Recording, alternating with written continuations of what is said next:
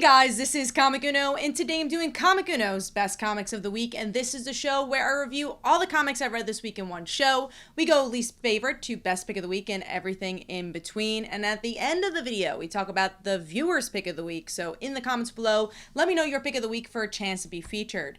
This week I had a lot of comics with 15 books, and number 15 was the Amazing Spider-Man issue 38. So this one is the last chapter, hopefully for a while, of Rec Rap. I don't love the character. This definitely played more about the humor aspect of him. If you loved his humor, you already liked the character, you'll continue to like this arc.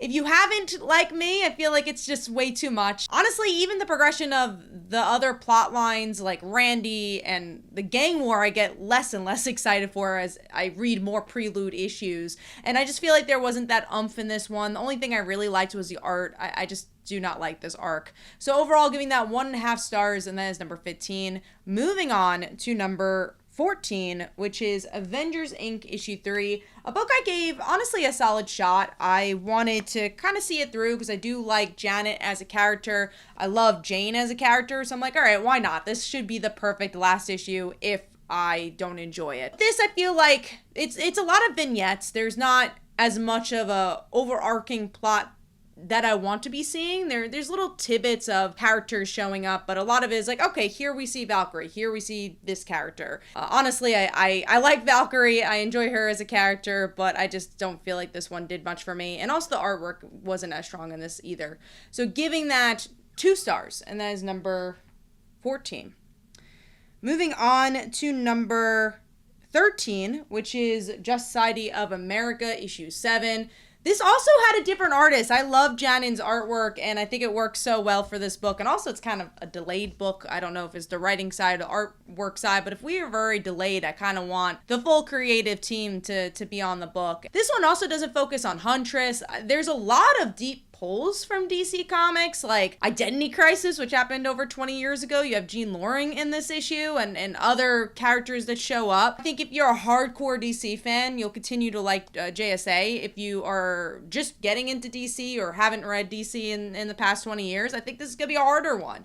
I like it as someone who's been reading DC Comics for a long time, but I do think there should be ways to explain it for newer readers to get in this book as well. And I don't think the deep pulls are actually giving any big punches to warrant these kind of deeper pulls. So overall, giving that 2.5 stars. I still like the book. I want to see where it goes, but the artwork did bring this down a little bit. All right, moving on to Batman OffWorld, issue 1. So this is a book that I was looking forward to because I wanted to see what Jason Aaron would do at DC Comics. I think he's worked on a few DC Comics, but this is, A, it's been a long time, and B, there weren't many of them. So this is really his big, I guess, return, but also big premiere to DC Comics. And I would say if you liked his Thor run, which I loved his Jane Foster run, which I keep mentioning, but I do like Jane Foster's character a lot, and you like the mythology building, you might really enjoy this. Now, I'm not a big sci-fi fan. I don't love sci-fi, and because of that, I feel like I couldn't get into this as much. But as a DC fan, as a Batman fan, I appreciated that something new was being done here. It's Batman Off-World. We're going to see new characters. So yes, this book is not for me personally, but do I think you should pick it up and give it a try, especially if you enjoy those genres and new characters? Then go check it out. I think it's worthwhile in that regard. So overall, giving it 2.5 stars from my personal preference, but I'm glad I gave it a shot. All right, moving on to number 11, which is Uncanny Spider-Man issue 3, I believe we're up to. Issue 4 already. I think this is the penultimate issue. I feel like this is a 5-issue miniseries. This is fun. You know, does it break the mythology of X-Men and Spider-Man? No. Does this issue in particular really move anything? No, but I like Nightcrawler's interactions here. I enjoy his view on superheroics and being an X-Men. The romance I could take or leave in this book, but I'm having a fun time as someone who's a very casual Nightcrawler fan, but a very big Spider-Man fan. I want to see it through, and I, continue to have a fun time with this issue too. Is this one as memorable as some of the previous ones? Probably not, but this issue is okay in a pretty modest series. So giving that 3 stars, and that is number 12, I believe. That was number 11. Moving on to number 10, which is The Holy Roller, issue 1. I was looking forward to this book because you got Andy Samberg, you got Rick Remender, you got Bowling. And I'm like, all right, what's this combination? And I feel like this issue almost feels like an issue 0. It takes a really long time to get to the point. And not in a way where I'm like, wow, I really like this character. I really feel for this character. It's like, okay, I kind of know what this character is. And then in the end, you get the idea of he's kind of becoming this vigilante bowler. And you get a little bit of his background of his bowling family and, you know, how he became a character who doesn't care about the world, doesn't care about his family. Are we going to see a little bit more empathy now that he's potentially becoming this bowling vigilante? You know, it's kind of a hysterical concept, which I like, and I enjoy the grittiness of the book. I enjoy the flavor of it. I just don't know if this is a really great issue 1. I don't know if it convinced me and be like, wow, I'm sold. If it's as big of a week next time that there's 15 comics, I don't know if I'll get issue 2. But if there's like 8 or 9, I'll probably give issue 2 a shot. So I'm kind of on the fence with it. But I do think this book has potential. So overall, giving that 3 stars, and that is number 10. Moving on to number 9, which is Titans issue 5. We are getting into Beast World. I am torn on Beast World. There's some stories where I'm like, oh, it's going to be interesting to see it in Gotham. I'm excited to see the different settings and the different one-shots that's spinning out of it. But in Titans itself, I don't know if they've been really gearing up the excitement as they should be. They definitely been referencing it. I just don't know if I'm excited for it. But this issue, you know, obviously, Nicola Scott completely annihilates the artwork. She does such a great job.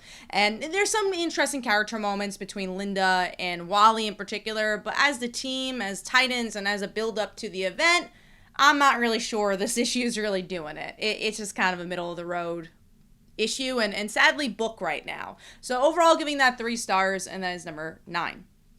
Moving on to number 8, which is the Mighty Morphin Power Rangers issue 114, point A to point B issue of this Darkest Hour. If you are a hardcore Power Rangers fan, you're probably going to enjoy some of the deep cuts here of which Power Rangers are referenced. But there's a lot of moving parts, so that's why it's a little lower. It didn't really focus on any particular character or any particular character moments. It's like, okay, this is what's happening, this is where this character is, let's move on to the next one, just because they're trying to squeeze so much in. But at the same time, not a lot of stories being progressed because so much is being squeezed in. But the artwork is splendid for this. There's a good amount of action in this issue, and I'm interested to see where it's going to take the rest of the story. So giving that 3 stars, and that is number 8. Moving on to number 7, which is Nightwing issue 108. I've been enjoying this arc for the most part. I just like that it's a little bit different. It's pirates, which is a fun visual to play with, and we learn a little bit more about Nightwing's ex-girlfriend, and you really learn a lot about her.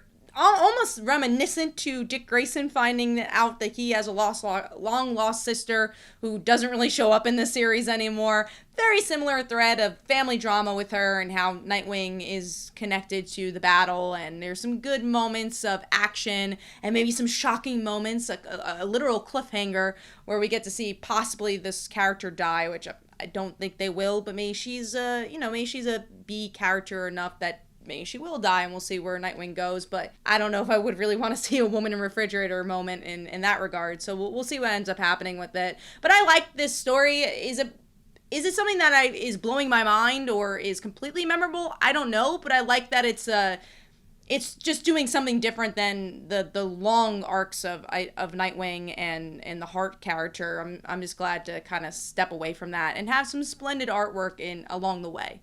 So giving that 3.5 stars, and that is number 7. So moving on to number 6, which is The Incredible Hulk issue 6. And I love this book. If you love horror, I think you'll really enjoy this one, especially just the palette of the whole book, the creepiness. I think Nick Klein really just aces it with that and continues to do so in this issue. That honestly, story-wise, it's kind of somber. It's a Ghost Rider issue, which I'm not currently reading Ghost Rider, so I was a little lost of who the current Ghost Rider is. But it's Hulk going up against him, and we get to see a little bit more of a connection between Hulk and Charlie's character, and it just is more of a point A to point B issue, but the hauntingness, and I just hit my microphone, but the hauntingness is really what really sells it. So I love the tone of it. So giving that 3.5 stars, and that is number 6. Moving on to number 5, which is Wonder Woman issue 3, a book I've been pleasantly surprised by. I don't normally like Wonder Woman. I didn't really know what direction Tom King was going to take this book, but I really think he has a perfect voice for it. It's just the right amount of political. There's some really great action sequences that are just paneled really well that you can kind of tell is also in Tom King's script because it is very familiar to some of his styles in his previous books. I love the action here. There's moments where I think the dialogue gets a little tough to get through, where it becomes a little long-winded. But once you get to the end, you're like, oh, okay, so this person's talking to Trinity, and you learn a little bit more about Trinity as a character of, oh, wait, is she Wonder Woman's daughter? Like, how are they connected? And it's revealed that it might be someone else's daughter, another Amazon. And you build up this fear of Wonder Woman, the strength of Wonder Woman, all while you're really slowly telling us more about Trinity to make her more of an exciting character, especially as we get a lot of new characters spinning out of DC and Marvel, and you're like, look, spec book, look how great this character is, and then there's no promise to them, and you're like, all right, either you revealed things too quickly, or you didn't really have a great backstory and it was just kind of there because they looked cool or they were connected to a cool character. This, I really feel like they've been pacing in a great way and revealing information in a steady way where you're like, okay, I like Trinity just because she might be a really interesting character just past the speckness of it all. So I like this issue a lot, and I'm curious to see where the series is going to end up going and what the overall story is, because you could tell there's a much bigger picture, and this is just kind of part A of, I'm sure, many parts of where this is going to go. So overall, giving that 3.5 stars, and that is number 5. Moving on to number 4, which is Superman issue 8. I love this book. You guys know that. It's just a really solid read. And this one we get to see the villain's backstory. Do I love this villain? I'm not sure, but I love everything surrounding it. I love what it does to Lex Luther as a character. He becomes more of not just a mustache twirler, but he's becoming more complicated because of his friendship with Superman. We get to see the other super characters as well. Connor plays a role. Lena Luthor's in this issue. So I love the way they're building the cast and even building this threat. And then we get a really awesome cliffhanger of Superman having this kryptonite soaked into him. And you're like, wow, what's going to happen there? And all because he tries saving Lex Luthor. So there's a lot of interesting interpersonal relationships that are being built here, interpersonal drama being built here, which is what I like in comics the most. So overall, giving that 4 stars. Also really great artwork in this book too, and blends action and character work pretty well. Moving on to number 3, which is the Sensational She-Hulk issue. I like this issue a lot because it's very different than the other issues in this run and the previous run, where we're focusing on a whole new story, and that's Jen's relationship with Hulk and her relationship with Bruce. And there's just a lot of fun dialogue here where Jen really kind of has Hulk have it and be like, you know what?